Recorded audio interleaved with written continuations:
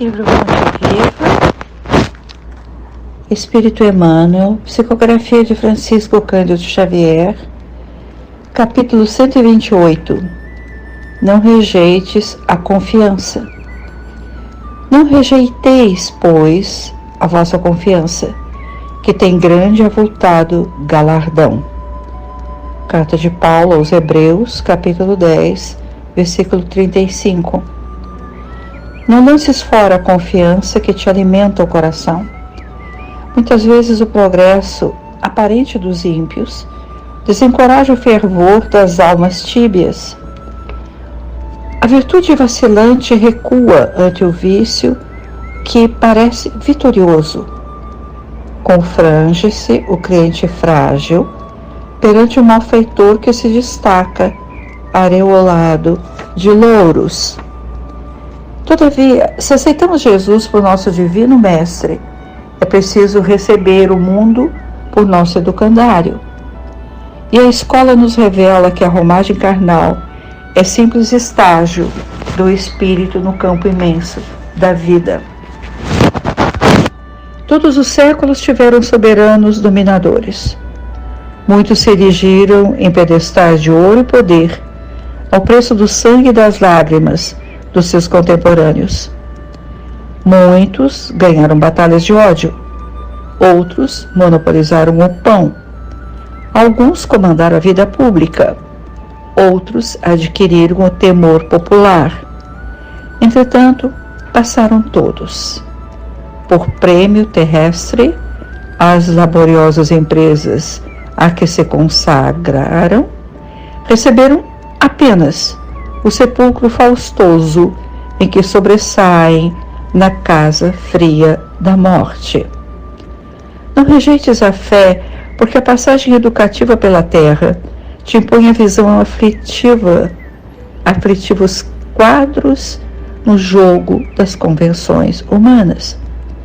Lembra-te da imortalidade, nossa divina herança. Por onde fores, conduze tua alma como fonte preciosa de compreensão e serviço.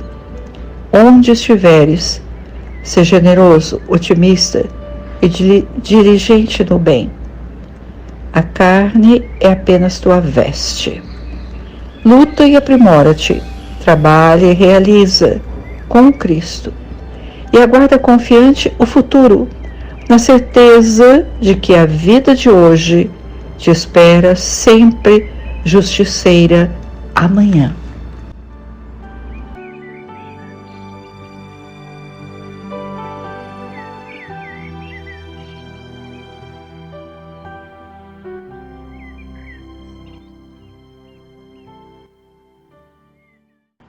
Em epístolas anteriores a esta, nós já vimos a descrição de que Paulo de Tarso nunca procurava escrever só. Buscava cercar-se, naquele momento que escrevia, dos companheiros mais dignos e para socorrer-se das inspirações dos irmãos. E porque Paulo era consciente de que para transmitir a mensagem do Cristo, talvez em algumas ocasiões ele não se encontrasse com as possibilidades precisas para transmitir os desejos do Senhor. Então, ele teria nos amigos instrumentos adequados, instrumentos afetivos, e essas são descrições não nossas, são, em outras palavras, as descrições e considerações que Emmanuel faz no livro tantas vezes citado, Paulo e Estevão. E continuamos a pensar quanto cuidado de Paulo ao escrever às comunidades, que ele queria que os desejos do Senhor fossem transmitidos com fidelidade. Emmanuel, no livro, ele ainda continua escrevendo assim, escrevendo da espiritualidade, como nós sabemos, né? E quando ele fala, Emmanuel, do planejamento divino, e por isso ele tem uma autoridade, ele revela em Paulo Estevão assim: desde então, as cartas amadas e célebres, tesouro de vibrações de um mundo superior, eram copiadas e sentidas em toda parte.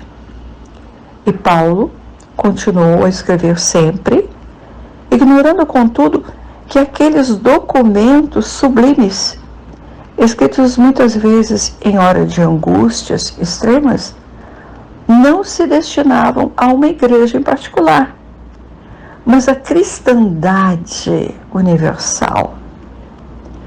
As epístolas lograram êxito rápido. Os irmãos as disputavam nos rincões mais humildes por seu conteúdo de consolações. E o próprio Simão Pedro, recebendo as primeiras cópias em Jerusalém, reuniu a comunidade e, lendo-as, comovido, declarou que as cartas do convertido de Damasco deviam ser interpretadas como cartas do Cristo aos discípulos, afirmando ainda que elas assinalavam um novo período luminoso na história do Evangelho. Vamos repetir essa última expressão de Emmanuel: um novo período luminoso na história do Evangelho. As cartas de Paulo. Bem, mas e a carta aos Hebreus, que nós temos agora com uma epígrafe? Então, é comum lermos, ouvirmos assim, que não foi Paulo que a escreveu. E dizem alguns estudiosos, o estilo é diferente. Não há cumprimento dos companheiros às igrejas, como era de hábito. Porque às vezes nós mesmos já lemos saudações afetivas daqueles que estavam junto a Paulo, na mesma comunidade em que ele escrevia. Outros estudiosos afirmam ser a autoria de Paulo a carta aos Hebreus. Que razões apresentam? Para que confirme que Paulo escreveu a carta aos Hebreus, ele não estava acompanhado de amigos fiéis. Ele estava aprisionado em Roma quando escreveu a carta, entre os anos 62 e 64. E teria sido o último texto de Paulo a uma comunidade. A que comunidade?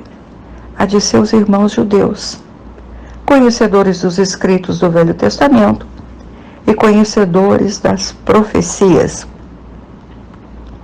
Uma observação. Mais tarde, na apresentação do Evangelho segundo o Espiritismo, Allan Kardec registra que muitos pontos da Bíblia e dos autores sacros pareciam ininteligíveis. E Paulo, que foi um dos espíritos do Livro dos Espíritos, já trazia, naquele tempo em que escrevia as epístolas, ele trazia já em germen o entendimento dos ensinamentos do Cristo, os ensinamentos mais profundos. Daí Simão Pedro declarar que as cartas paulinas deveriam ser interpretadas como cartas do Cristo. Emmanuel, quando ressalta que a autoria da carta aos Hebreus é de Paulo e que quem escreve possuía um profundo conhecimento do Velho Testamento e foi escrita aos conhecedores do Velho Testamento. Porque quem entenderia a complexidade dos dizeres dos profetas?